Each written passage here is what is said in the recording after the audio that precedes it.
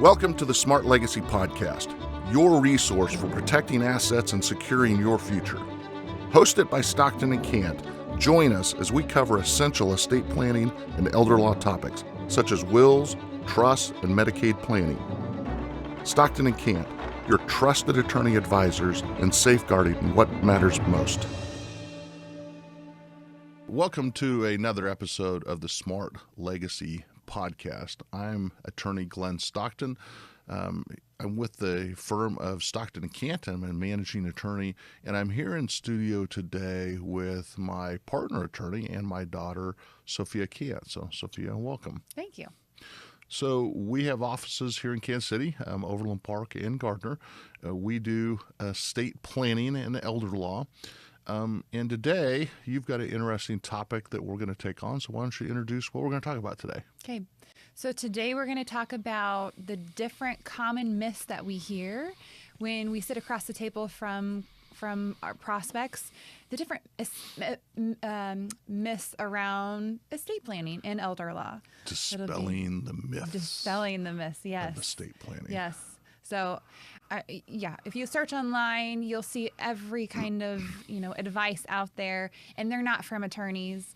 And Often true. and we hear people, they come in and they think they're so educated by Google. And so love to dispel those myths today. All right.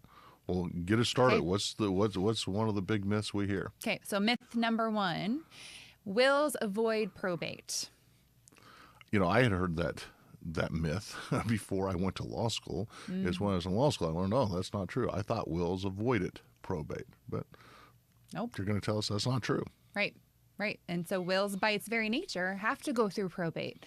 All a will is just an instruction to the probate judge to say, this is how you should administer my estate. But you have to go through probate when you have the will. Right. Wills, they're just formal legal documents. They answer the question of who gets what. But they tell the court who gets it. Because if we didn't have a will, then we'd be under the state plan, right? Laws of intestacy, and the state decides who gets what. Their plan prevails. When you have a valid will, the will prevails.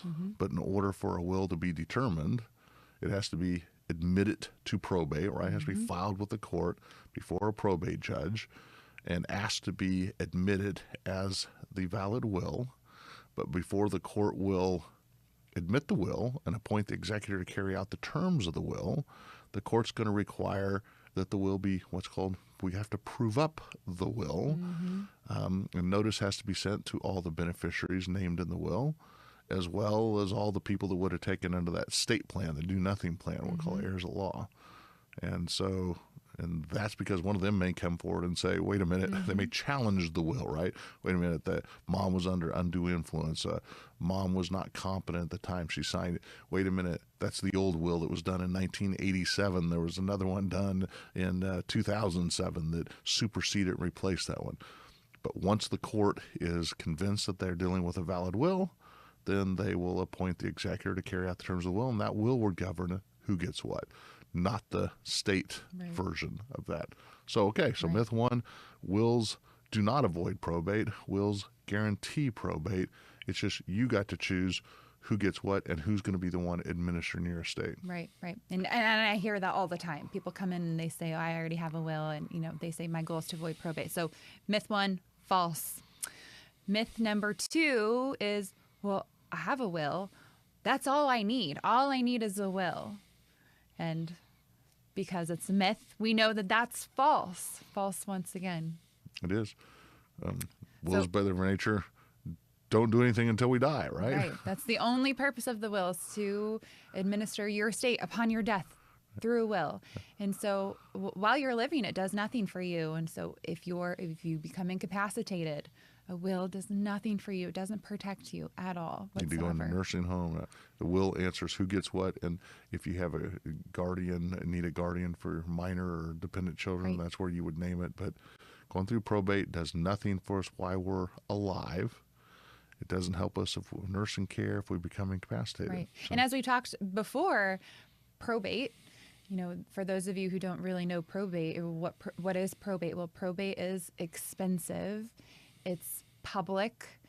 it takes a lot of time. And so if you do have young children, or you want to make sure that your children have access to the funds upon your death, it's not going to happen right away. It takes a lot of time. So I know we keep talking about probate, but if you have a will and you think that that's all you need, it doesn't do anything.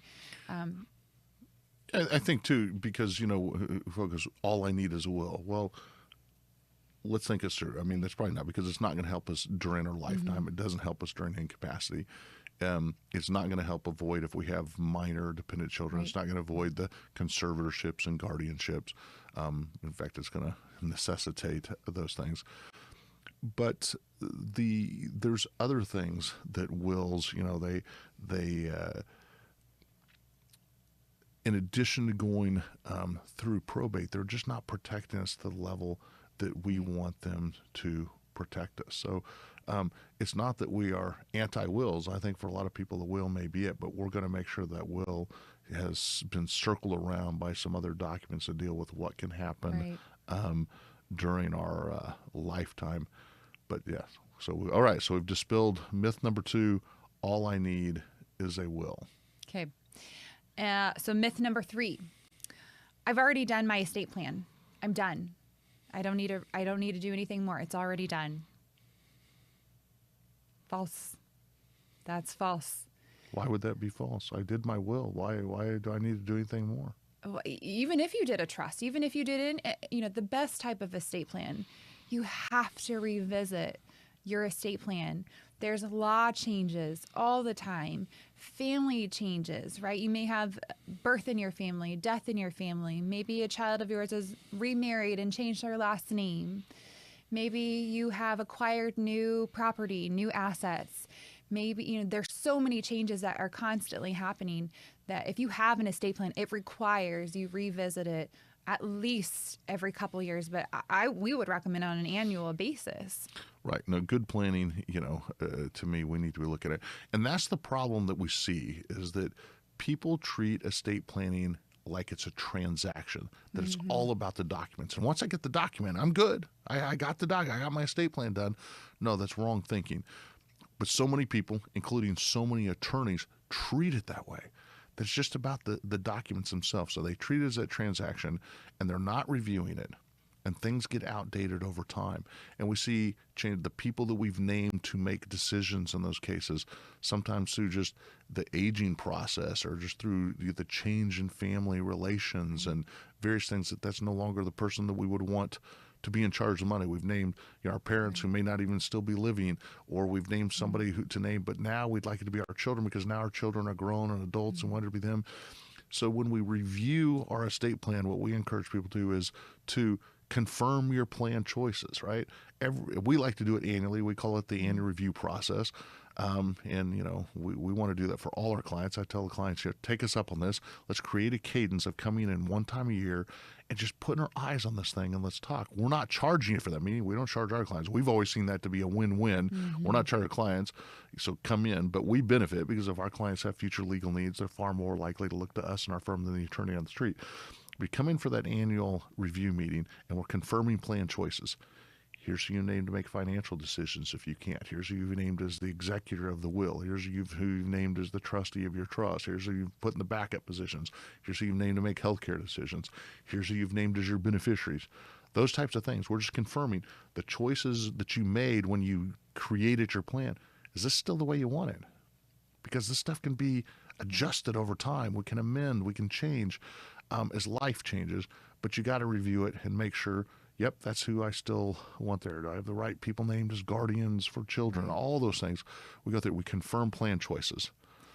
We also need to, if you have a power of attorney place, and power of attorneys are, I think we're kind of hinting at it, and I know we'll get more into power of attorneys in a bit, but power of attorneys are very powerful incapacity planning documents, but they're not foolproof. They're not perfect. And so if you have a financial power of attorney, so what's a financial power of attorney? Well, that's a document that you create that appoints certain individuals to make financial decisions on your behalf, so file taxes on your behalf, apply for government benefits on your behalf, sell your house, gift, do all of these things. But this power of attorney has limitations. It's very, very, very important to have, but what we see is that after a few years, if you haven't updated your power of attorney, then they really start to become ineffective at that point. And so one way would be financial institutions. You take that power of attorney to the bank and they may say, hey, it's a couple of years old. We can't accept that power of attorney anymore. And then what are you left with? Well, you're probably going to have to either you just can't touch that account, or you have to drag the incapacitated person to the bank and have them regain capacity again, or you're going to be in probate court and asking a judge to appoint somebody to make those decisions on their behalf. That's called a conservator.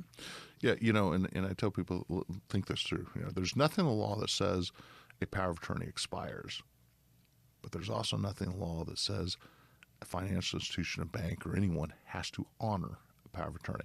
And what the bank and financial institutions are concerned about is that, let's say somebody walks in and they've got a power of attorney that was signed 30 years ago that grants somebody the ability to withdraw funds.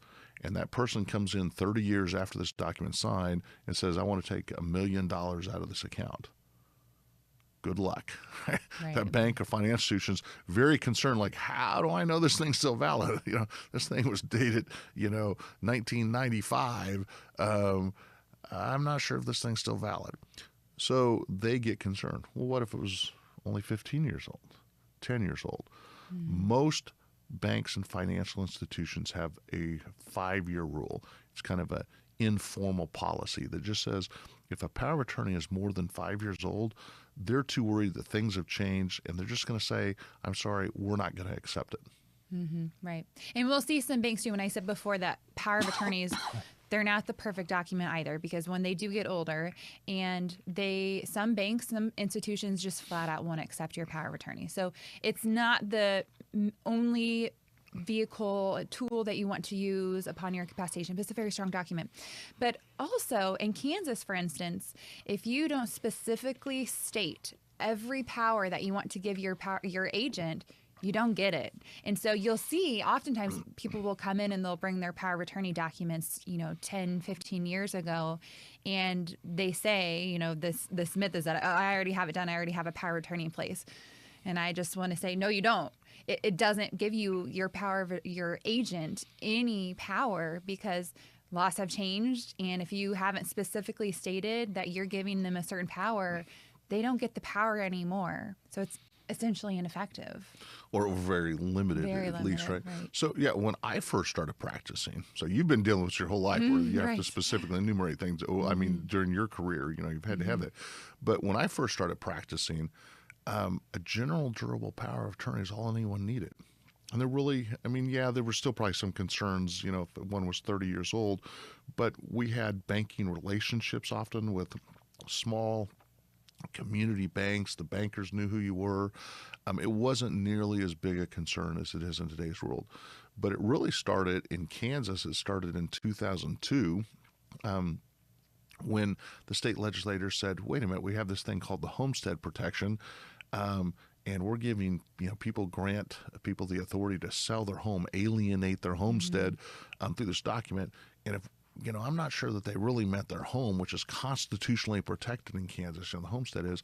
So we're going to make them jump through some hoops. If they want somebody to have the power to sell their home, then you've got to specifically describe that home with a legal description, or it's not valid. So you can sell other real estate, but not home. That was the first change that I saw happen. And then over the years, we've seen more and more changes, often in response to what was seen as elder abuse.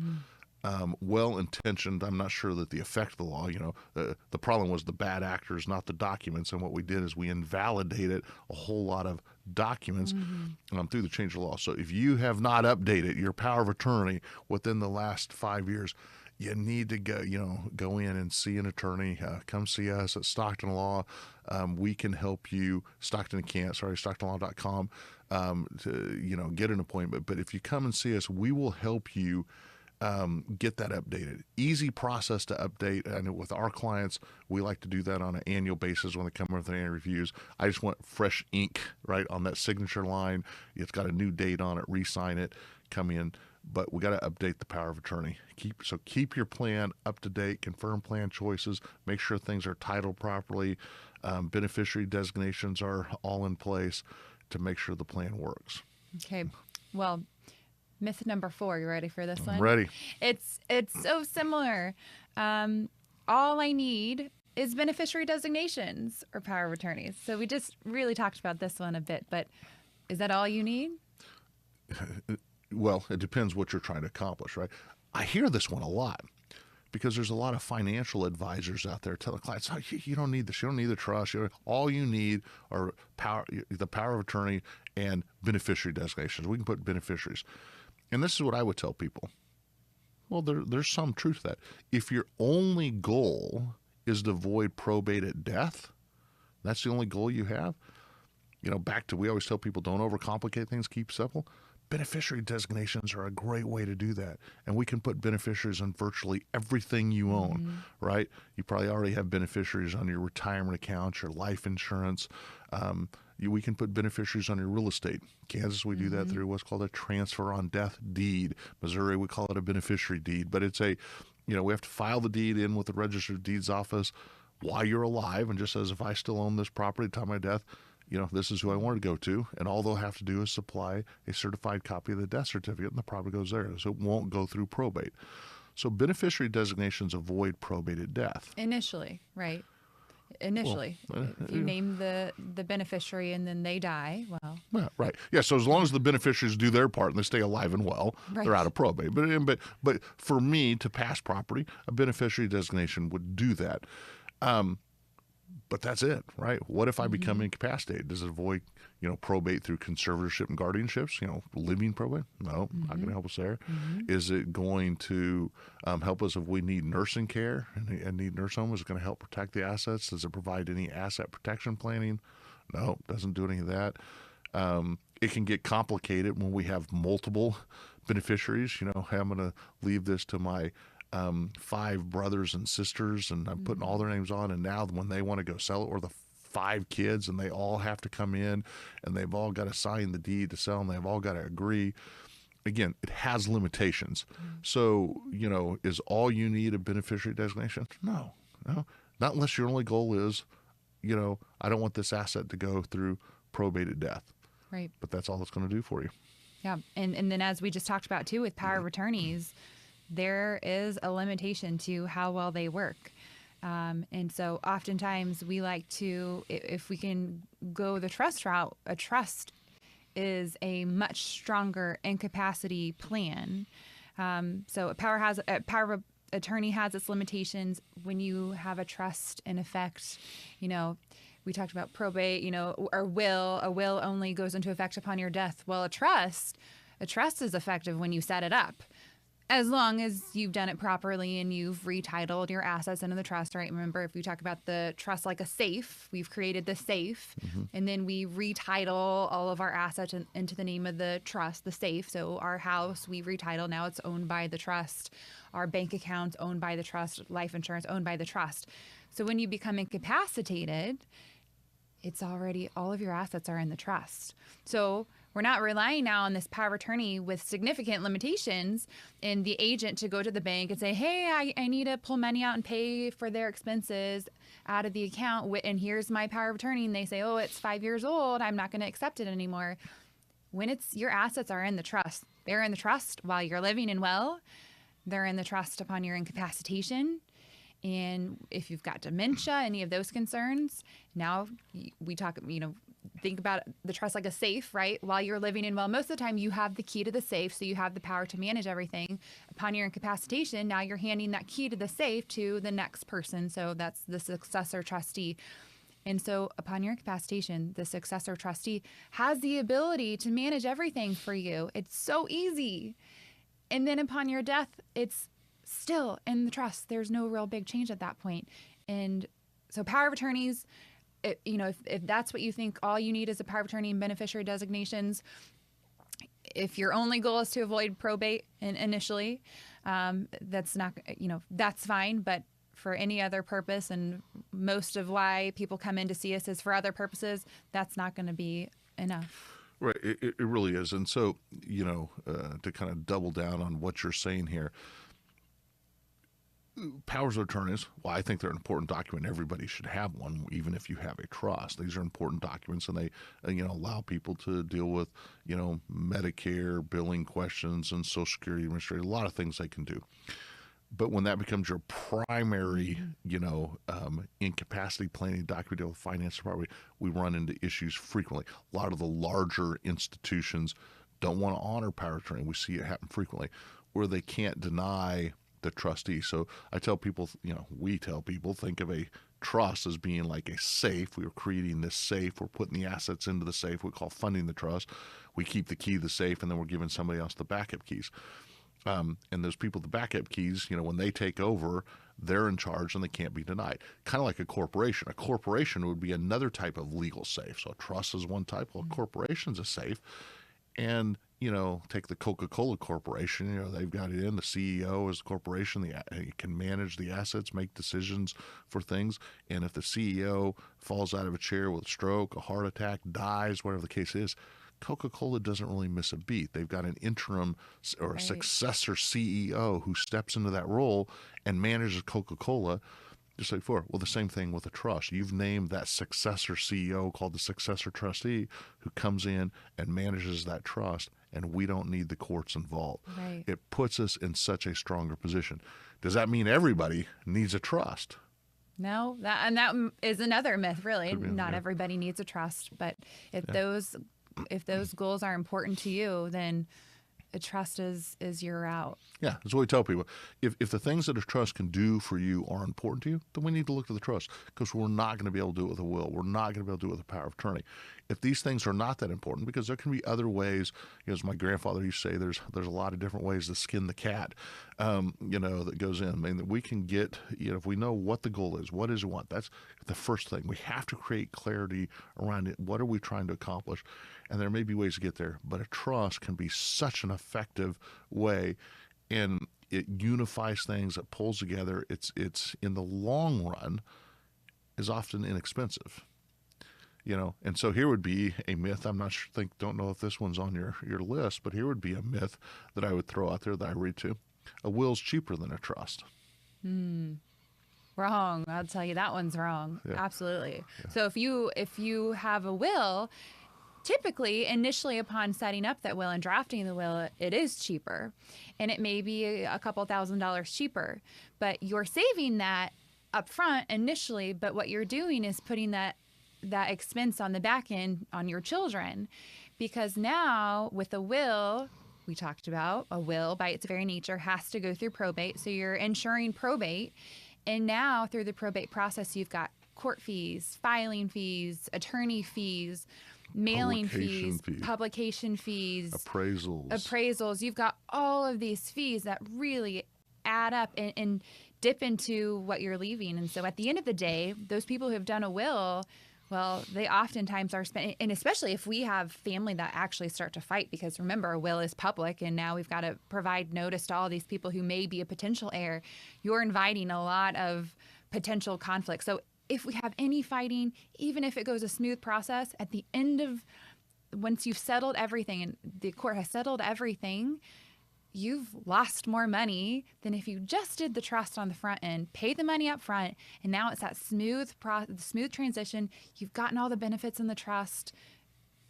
It's a no-brainer for a lot of people. I will sometimes refer to when somebody has a will and that will is filed in at their death, notice has to be sent out to all the beneficiaries of the will, as well as all the heirs at law, the people that would have taken under the I don't have a will plan, the do nothing plan. Notice is sent all to them, a hearing, and because they can come in and contest the will, because the will is going to be presented to the court, and before the court approves it, they want to make sure it's valid for all the reasons we've previously talked about. I used to refer to that notice that went out. That's the ticket to the fight, because oftentimes we see so much more fighting than that. But it's not necessarily cheaper. So what I would tell a client, if somebody came to me and said, well, I don't want to try, it's too expensive, I want to go will. The first question I'm going to ask, is cost the most important thing to you? And if that truly becomes the most important thing, okay, what is it we're trying to accomplish? You want to get your assets. We'll use a will with very thoughtful, well-placed beneficiary designations to avoid that probate at death. And then we're going to use those powers of attorneys and we call our living documents, advance directives, et cetera, as our way to manage things if we become incapacitated, so to try to hope to avoid the conservatorship and guardianship. We're never going to get the level of protections that trust provides. These things are not going to do for us the things that trust do. But if the things that trust does are not important to you and all we want to do is avoid the probate and cost is the most, the driving factor, then let's use a will and well-placed beneficiary designations. So, I know that you agree with this. We don't believe everybody necessarily needs a trust. We're certainly big believers in trust. We see the value in trust, the value it brings to our clients, to our loved ones, the ease of administration of a trust compared to everything else. So we're big believers in trust. The protection involved in the trust. There's so many benefits of a trust. We just don't believe that everyone necessarily needs trust. What is it trying to accomplish? What's important to you? But to think that a will, if we're passing property by way of a will, is going to be cheaper than a trust, that's probably wrong. It's just that cost is incurred after the will maker's death, right? So it may be like, it didn't cost me, so my kids get less. Okay, and again, if cost is the most important factor, maybe we give it consideration. Right. Okay, ready for the next one? Next one. Okay. Myth number, I think you've added 2 more, but here, myth number 5, putting my kids' names on my home and assets is a good idea. It's a terrible idea. Yeah, for multiple reasons. Absolutely. And this is one that we see happen all the time. And they have such good intentions in why they do it. And the reasoning may be, you want to gift during your lifetime to your child and you want to see them enjoy it during your lifetime. And that's a great reason to do so. Other times we'll see they want to gift it to their child and maybe their home. They want to gift the home to the child because they're getting ready to go into a nursing home and they're going to need long-term care. And that long-term care is going to take everything. It's so expensive. So they say, hey, I'll transfer the home to you, get your name on it, and I've got that protection. Now what we've done is created a really, potentially a very large penalty and possibly prevented us from being able to qualify for Medicaid. It's also, we also see people gift, the house or bank accounts and life insurance, all of those things, see them gift it during their lifetime to their child because they think that, hey, this is my way of ensuring that it avoids probate. Upon my death, it goes to my child. My child's the only owner. And that may be fine, and I get the reasoning behind that, but there's so many better options and ways to do that. And what we've done is we've lost, if we add our child to a deed, we've lost the ability for that child to get a step-up in basis at the parent's death. And that can potentially cost hundreds of thousands of dollars in taxes by just doing that little tiny, mistake that they had really great intentions to do. I also see some reasonings why people do that and put a child on their property and add them to their bank account, all those things during their lifetime, because I think it's a great incapacity plan. And while, again, I see the thinking, I understand why they're doing it. If you add your child to your account during your lifetime, now if your child goes through bankruptcy, if your child goes through divorce, lawsuits, any of those things, everything, all of your property is available to their creditors. That's terrifying. And there are so many better ways and options of ways to leave to your children or to plan for incapacity or to plan for that really expensive long-term care cost. So many better options than doing that. So that's a big myth that I see people do, and they think they've got the best plan in place. But I'll tell you, it's almost never the best plan. There's always going to be a better option. Right. It would be very, very limited sort of set of facts that would say that's a good option for us to put the kid's name on the title. As you said, the risk that it takes to, because we're opening up to creditors of the child, the loss of the step-up in basis, so many things that goes in, Medicaid issues it can cause. So right. I agree. Big mistake. Don't do it. Yep. Okay. Myth number 6. I don't have enough money to do estate planning. Well, I would say that that's, when people tell me that, they say, hey, I don't have enough money, not to say that I don't have enough money to hire you to do something, but I don't have enough money to actually need one. It doesn't make sense for me to have one. And where I really hear that is people come in and they see the benefits that a trust provides, but they say, well, I'm not rich. I don't need a trust. And they think that a trust is just for the rich. But that's false. And that's not true because, estate planning is much more about your values than your valuables. And we're not doing an estate plan to just protect your accounts and your bank accounts and your assets. We're doing it to leave a legacy. And so it doesn't matter if you have $100. It doesn't matter if you have $500,000, $5 million, $50 million. It doesn't matter. Having any sort of estate plan in place is important. And whether we look at, a trust, whether we look at a will, beneficiary designations, that's still a form of estate plan, but you got to make sure that you're doing it right and you're thinking through that. Having power of attorneys in place, right? That's for everybody. So estate planning, I would say that's a big myth that we hear all the time, that they got to be rich to have a trust, be rich to have an estate plan. Yeah, because I think people think that when they think estate planning, they're thinking, oh, that means trust. Mm-hmm. Often, sometimes I see that. But even with the other, they don't, as you said, they think, well, I don't have that much. I don't have much in the way of assets, so I don't need to be worried about estate planning. And I say I am more worried for my client that has very little in the way of assets. They've got a home, maybe a small amount of cash and retirement accounts. And say I have the husband-wife situation. I'm much more concerned there. Husband, something happens to him and he has to go into long-term care. We got to spend all the money taking care of him, and there's very little to leave now for wife. Right. I'm more concerned even there. But even if I have just a single individual, right? Husband's already died, wife, now we got the home, small amount of cash, she's got a long-term care. We're going to go through the spend down, spend everything, and there's nothing there to supplement her care anymore. So I'm more concerned there than the person that's got $15 million in long-term care.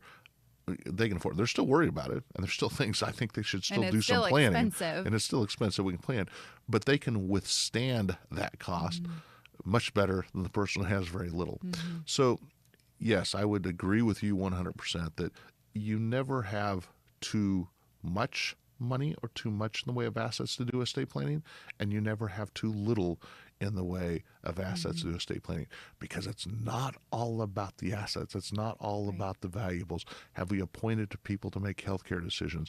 Have we thought, created transparency? Do we have healthcare directives so that we're not a burden to our loved ones, so they don't have to go to court and get set up as guardians and conservators that we could have easily done with simple powers of attorneys? And some beneficiary designations. As we said, there's a lot of different ways to skin the cat. What are your goals? Terrible analogy. Yeah, well, I don't know. It's what I guess it is. I should come on today's world, but that was always my grandfather's line that I grew up hearing. There's a lot of different ways to do things, and it really comes down to what are we trying to accomplish. And back to what we tell people today, don't overcomplicate it. Keep it simple, but be comprehensive. Right. We don't, any of us have that crystal ball. We don't know what the future is going to hold. You need to be prepared for it. We need to think this stuff through. But I think a lot of people, when they come in, right, they tell us that they don't want to be a burden to their families.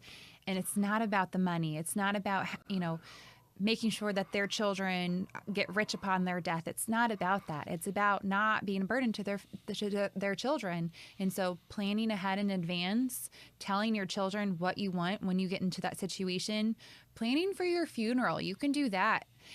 Down to, what music, what song do you want to play? Where do you want to be buried? All those things you can decide. And so that's estate planning. That's planning for during your lifetime, upon your incapacitation, and your death. Number one thing we hear, why people do planning, I don't want to be a burden. And if you don't get around to doing this and you don't do planning, it's not like stuff doesn't have to be done. It's more complicated and it's more expensive because we didn't plan in advance. And now we didn't want to be a burden, but we kicked that can down the road. There's another analogy my grandfather would use. And now we have become that burden. They've got to figure out, they've got to do it. And there can be conflict fight because that's the number two thing we hear. I don't want to be a burden, number one. Number two, I don't want my kids and loved ones arguing and fighting about things. But if you didn't make things clear, if you didn't do the planning, one kid thinks you wanted to be cremated. One thinks you wanted to be buried. One of them thinks you would never want to have a funeral service. The other wants to honor you with the funeral service. One of them thinks we should have pulled the plug 6 weeks ago. Another one thinks, no, you're going to kill my mom. Mom would want to live. You didn't make these decisions for yourself. You put it on them. You became a burden. You created conflict. They've got to figure this stuff out.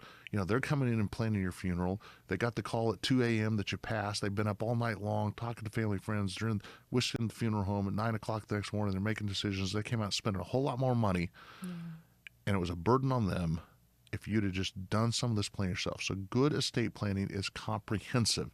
We need to think this stuff through, right? And our job as attorneys is help people take that through a process that doesn't become burdensome to our clients either. But there's a little bit of heavy lifting that's going to have some decisions that are going to have to be made. So, all right, this next myth you have here is one that I love. Yeah, and I think that this discussion we just had really parlays well into this myth. So myth number 7 is my children all get along well and they won't fight. I'm not concerned about that. And that's certainly our hope. And many times you're probably right. Yeah, you may be right. But all too frequently we see arguing and fighting, and where the kids got together and the family's been doing things and getting together for the holidays, and after mom or dad's passing, that little rift because who got the quilt or who got the certain thing that was prized, or who was in charge, or decisions that were made because mom and dad didn't do it. There was a rift in the family, and now instead of getting together for the holidays, they maybe just exchange holiday cards, Merry Christmas to you, and they send a card, and they're no longer getting together. And I think that impacts the relationship too, is when a parent dies, often you see the adult children, now they've got their own children, then their own grandchildren, and now they start doing Christmas with themselves, not with the whole big family, with their siblings. And so that relationship, while they had a very strong, healthy relationship before mom and dad died, after that they do start to drift apart. And so even if we think that they, have gotten along really well, and they just start to divide. And not to say that they're going to fight because they don't have this strong, deep, close relationship all the time, but the relationship does change upon the passing of a parent. We'll see that often. It comes down to something else we say frequently, and that is estate planning has as much more to do with values as it does with valuables. And certainly the fighting and arguing often happens around the valuables.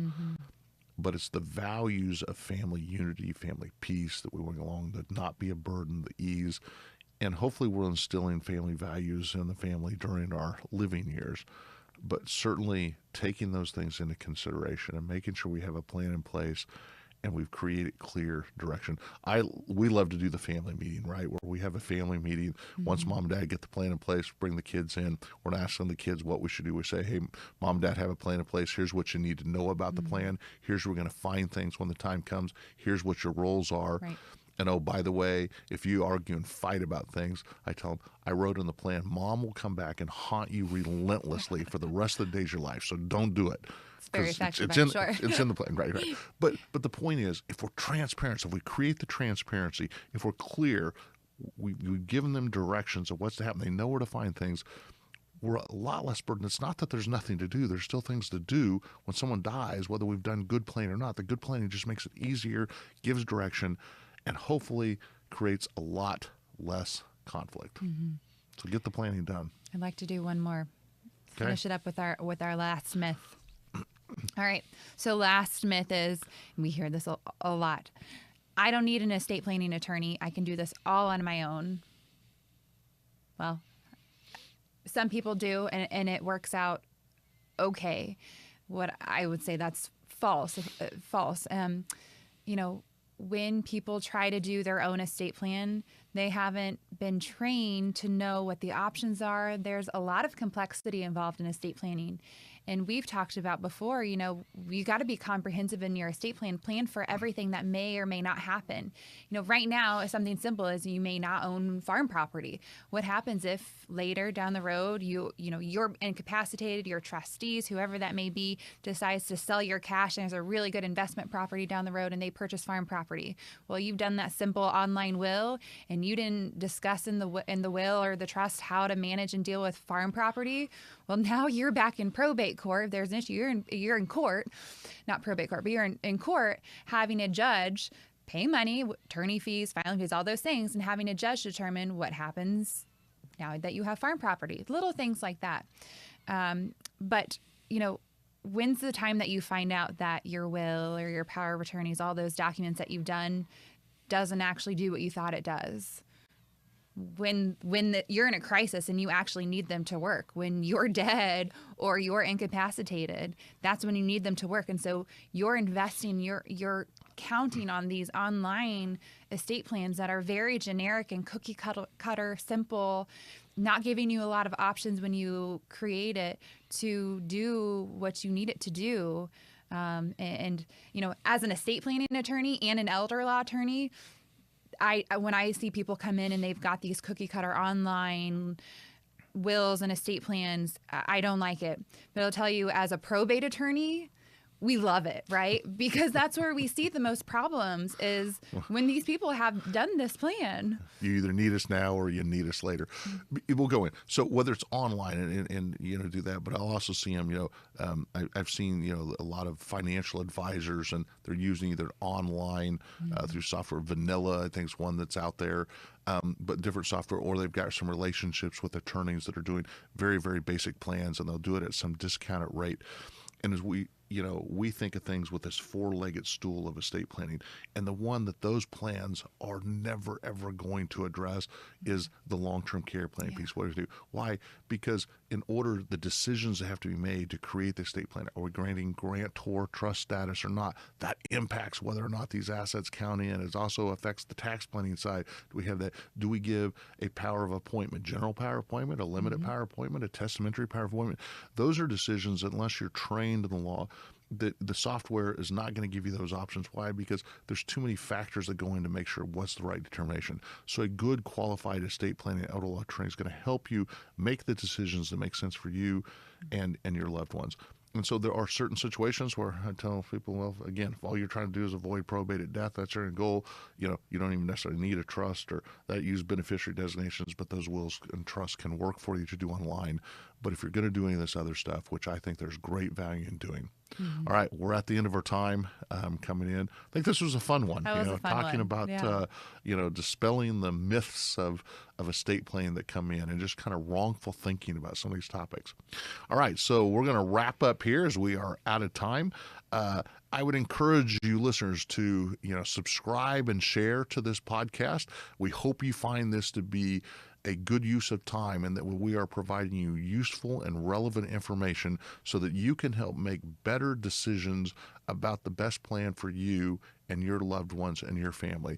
You will find us on Apple Podcasts, Spotify, and YouTube. You can also go to our website at stocktonlaw.com and you'll find the podcast there, as well as the various platforms that the podcast is distributed out on. I'd also encourage you to go to our website at stocktonlaw.com. There's a plethora of information and resources there available to you. So with that, we were going to wrap up another episode. So until next time, that'll be it. Everybody have a great. The information provided in this podcast is for general informational purposes only and does not constitute legal advice. Listening to this podcast does not create an attorney-client relationship. Laws vary by state, and this podcast focuses on estate planning and elder law in Kansas and Missouri. If you are located in Kansas or Missouri and require legal advice, please contact our office. Otherwise, consult a qualified attorney licensed in your jurisdiction.